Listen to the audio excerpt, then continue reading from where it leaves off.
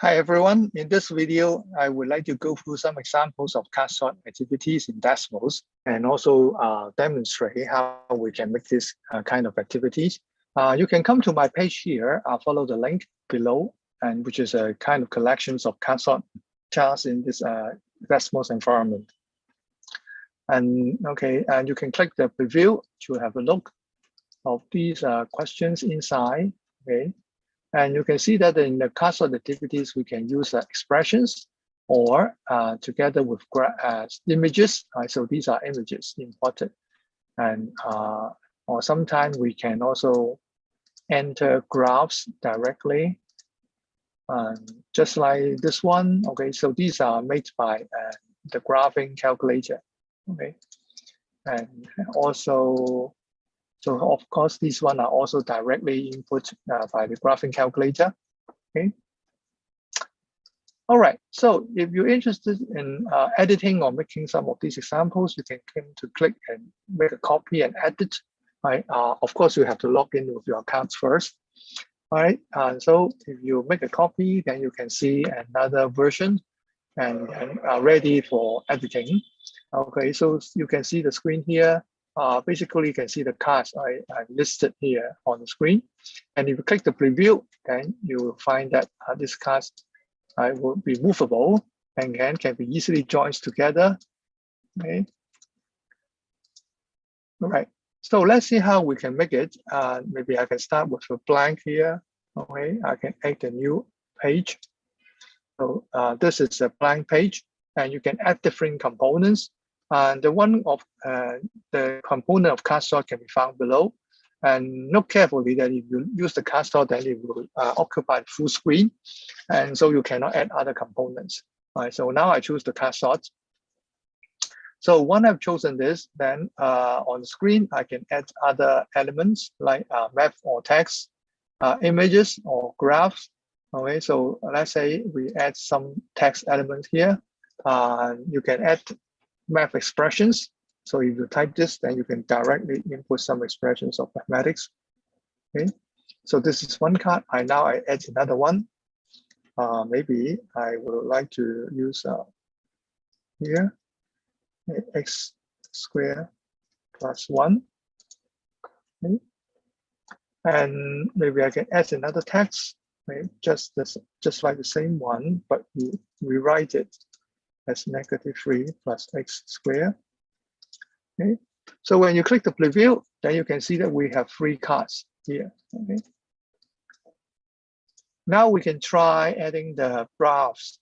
All right, so if you click the graph button, then you have a new card, which is a graph created by the graphing calculator in Desmos. So if you're familiar with the graphing calculator, then you can just type the expressions that you want. Okay, of course you can do more, right? You can make more complicated graphs as you continue to input other elements. And for time being, I just finish this here. Okay, then I have a graph which is a parabola. So you click on this, you can edit it again. And if you look at the preview, then you can see a graph here, right? And you can match it with one of these expressions or even both. Okay. Now I can add another one to finish it. So I can now add x squared plus 1. Done. So I have 2 cards of graphs, okay, in the same screen. Here I can now enter an answer key if you want to. Let's say I can here specify which cards should be pushed together. So this is one group. This is another group. Okay, if you finish it, then you can see the button turns into blue. That means you have already entered an answer key. Okay. Now, and one more example here, I can add an image. Right? When you click image, then you can see a blank card. Right? When you click on this blank card, then you can select an image in your file. Okay, and then you can open it. So that will be entered, right, in the screen. So if you look at the preview, I have one more card here. Okay. All right. So this is basically how we can create these card sort activity. So if you look at other examples on my screen, then you can see different kinds of questions, and some may contain more images. Okay, of course, and you may have to some other ways to prepare these images, right, before you can input it into the this card sort environment. Okay, so it depends on what you have. Usually, I use screen cap. And then together with another program to generate these images. For example, these angles, I draw it in GeoGebra, right? But then once I draw one example, I can capture it and save it in my computer, and then continue to adjust the angles in order to create more examples. Okay, so these are more examples that you can have a look later on. So these are drawings from the graphing windows. If you click on this, actually each of these is a triangle. Okay, and then you can see that I use a polygon command to make a triangle. And but how can you copy this one to create a set of cards once you have finished one of them? Now, for the time being, I have to do it this way. Let me see. I cannot copy this card directly.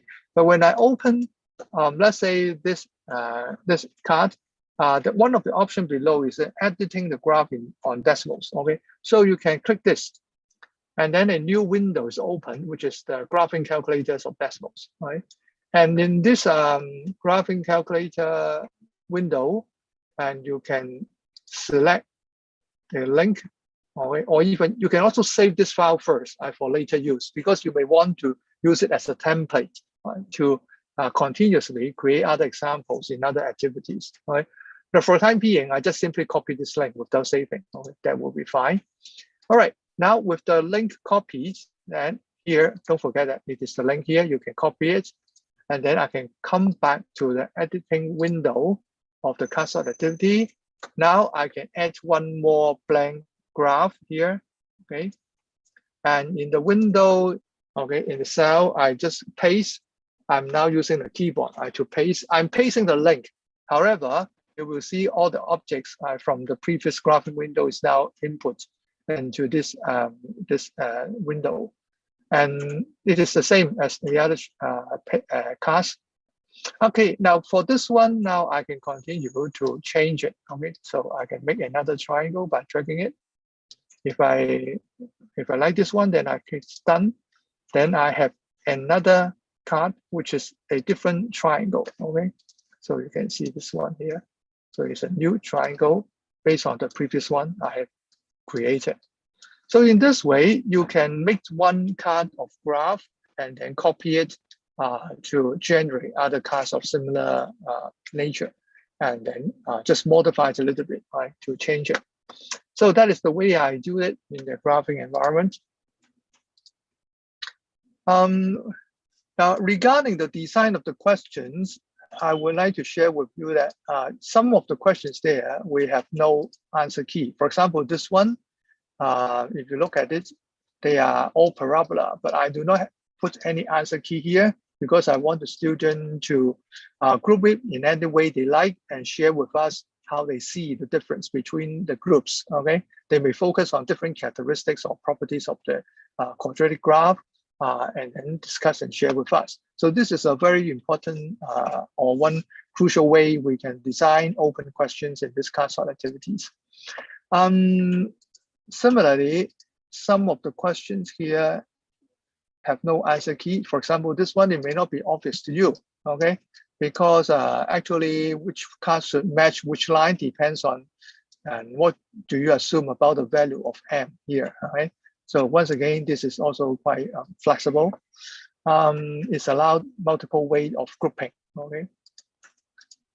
All right, let's move to the later part. Now for the screen 23 and 24, I actually let the student tell me what they know about these expressions or statements.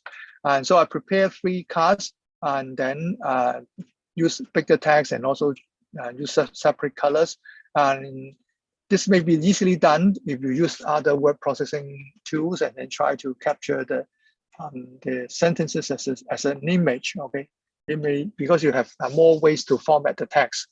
Now, if you look at the preview, then you can see these three bigger cars, and you can use it to let the student tell you, right, what they know about each of these statements according to their understanding at this point. Okay, so that is another special way of using the card sort activities. Okay, at the end, I also include an examples where a script is provided. We can help you to check the number of correct answers, okay, and give feedback to the student. All right, let's have a try here.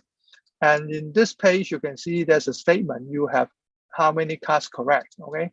And this is generated by the script, okay? Now I'll show you the script later. Okay, now if you try to match the cards, all right, this is one correct pairs, then you can see this statement here is updated.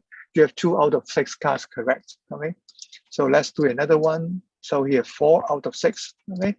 So this is some kind of feedback provided by the student. How can we do it? You can see here inside this page, we have a button to enter the script in the computation layer. So if you click it open, then you can see the script, okay? And you can just simply copy it and then put it into another card and then try to use it as a way of giving feedback. Now, how can we do so? Let's go back to my screen 2, and then I can show you how I can do it. First of all, maybe I delete this card. I have 5 cards and I have already set the answer key. Here, I have to name this page. I call it sort 2. Just a name, just a label to this page 2.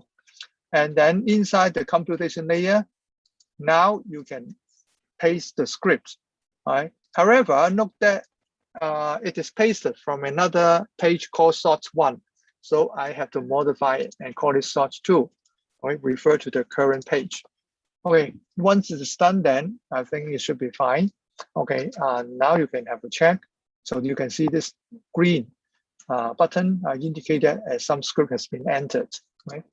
So if you look at the preview, right, then now you can match it, and then you can see this indicator to let the student know. Now, bear in mind that this is for the student, okay?